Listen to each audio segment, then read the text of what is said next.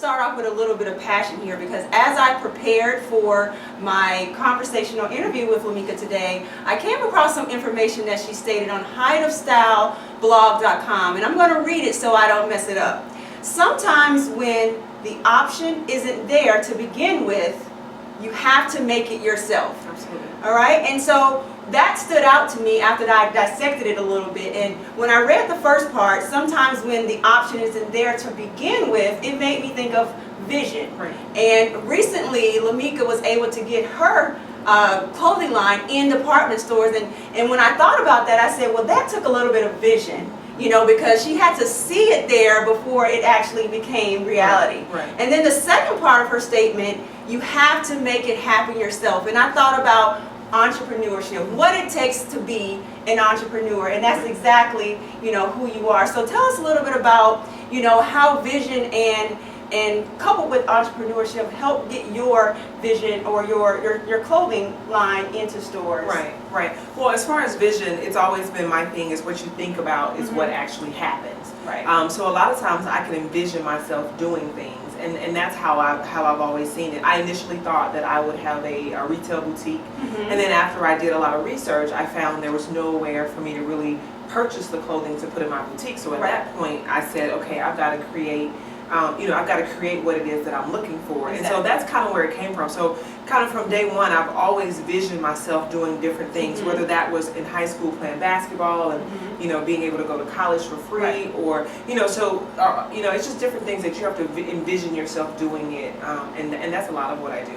Before it even happens. Absolutely. And I think that is, you know, I don't know if you actually knew what you were stating when you made that statement, but that's exactly what stuck out to me, and I see you putting that into action right now. Yes. Well, I've learned a couple of things from being in startup and being a business owner myself, and working with people and gaining customers, is that people really want relationships. Absolutely. Right? People want to know the woman behind the product or the service or the brand. So tell us a little bit about the woman behind the brand of High Goddess. Well, you know, initially, it's funny that you say that, because initially when I started it, I wanted to be like, I didn't want anybody to know who I was. I know exactly where you're coming from. I didn't want anyone to know who I was. And then one day I appeared on Good Morning Texas, and I thought, well, I guess now I have to let the world know. Yeah, exactly. So, so since then, I've just, you know, I love to have fun. The clothing line is coming.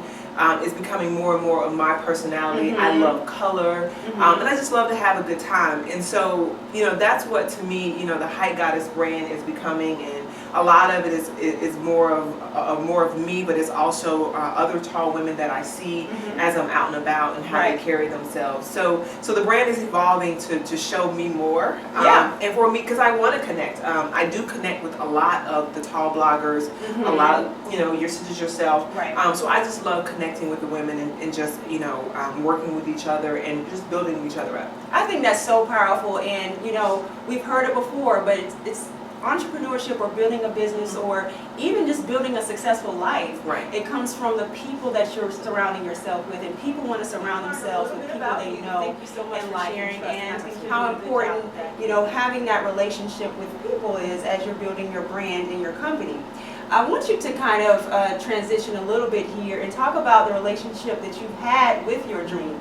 I also read in doing my research about you that you've actually had this sort of a dream since you were in high school, that started in high school, of having your own tall women's clothing business. So how have you been able to stay connected to that dream after, you know, a couple of years have passed? You look every bit of 28, so, you know, I don't know, but how have you been able to stay committed to that dream from high school up until this point, when life, I'm sure, has happened, and things have happened that could have thrown you off course? So talk a little bit about the level of commitment you've had and how it's helped you in your business now. Well, I mean, it goes back to what I was saying, is you have to envision yourself doing that, and it's at my core. It's who I am, and it's what I wanted to do, and so you don't forget about that. I mean, even people who don't move forward with their dreams, they don't forget about what it was that they wanted to do.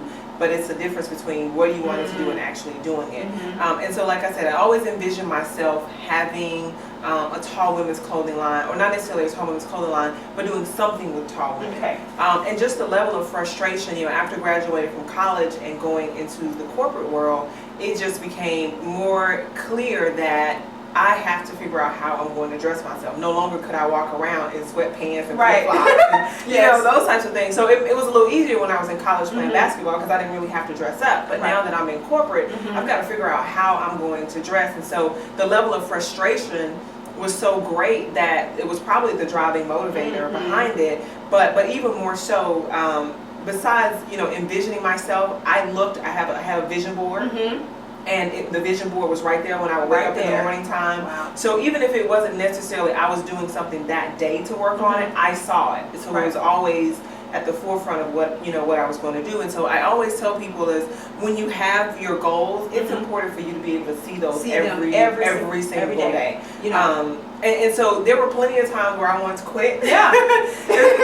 there has been plenty of times where I wanted to quit, and I just said, you know, just do regular people stuff. And then I would get an email from someone just saying thank you for what you're doing. And you know, even prior to people knowing what I was doing, my family have, you know, they've always supported me, and even the craziest things that I wanted to do, but they've always supported me. So that's really the drive that has kept me going towards from high school to kind of where it is now. That's awesome, and I love that you said you kept the dream before you, because I know sometimes us dreamers, and I think even when you start and you've been doing it for a while, you have to stay connected to the dream. But sometimes people can get just stuck in the dreaming phase, and they never move into let's go make it happen, you know, phase. So, you know, how have you been able to make it happen?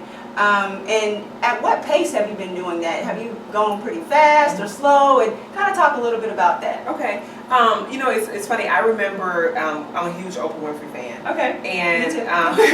so we love her. And she said something one day about having it all. It was something to the effect that you can have it all. You just can't have it all at one time. Yes. And so that always plays in the back of my mind is, you know, I can have it all. It's just, you know, it's going to play itself out at different points in my life. And so I hold true to that. But also, you know, just knowing that it is a slow pace. It's not, everything doesn't happen like that.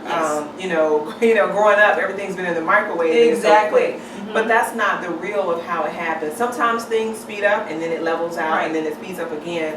But I like the steadiness of what it's growing, because sometimes when you grow too fast, that can be crippling to a business. So the slow growth of it has, you know, of course I wanted to move faster. But at the same time, I also understand that there's a process to it, and things will happen when they're supposed to happen. And I think that slow process is the teaching moment. It's just the journey that we always talk about. Enjoying the journey. And I am enjoying the journey.